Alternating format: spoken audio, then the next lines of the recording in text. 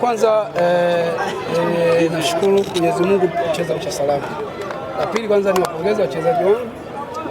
Mpango wetu sisi ni kutokuruhusu goli la mapema. Karibia mechi zote za nyuma tulikuwa tunaruhusu goli la mapema mno. Lakini tulijaribu kuwajenga kisaikolojia na karibia wiki nzima tulikuwa tunafanya kazi hiyo kwa ajili ya kuimarisha ulinzi.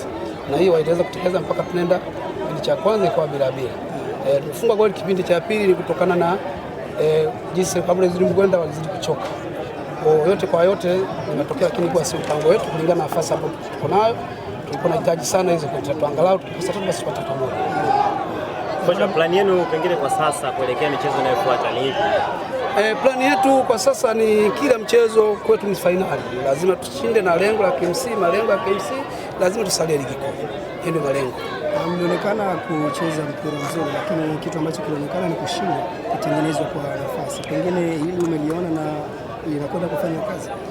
Tutaenda kulifanyia kazi na sio mtu tumetengeneza nafasi kwa sababu sisi tulikuwa na kabia chini, lakini leo tukipata kushambulia kwa counter attack na tumepata counter attack karibia zaidi ya 3. Yote kwa yote sema mchezo umesha salama, ni wapongeze wachezaji. Matatizo yaliyotokea tutaenda kuyafanyia kazi kwa sababu kuna mechi nyingine zidi ya Fontaine.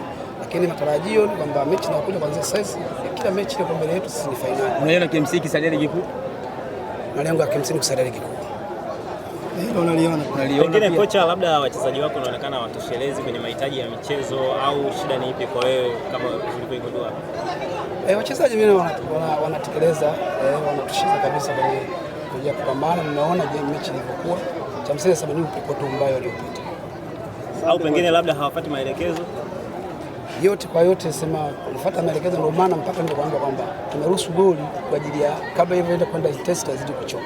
Lakini ingekuwa otherwise mimi nawapongeza kwa sababu mpaka dakika half time kipindi cha kwanza tumeenda bila kwa sababu Yanga na timu wachezaji wazuri, ina bora, kuna sio tambua bora wa Yanga kwa hata wachezaji ambao kuna, lakini tumeweza ku maintain pressure mpaka tunaenda kipindi cha kwanza kwa bila. Shukrani sana. Asante sana.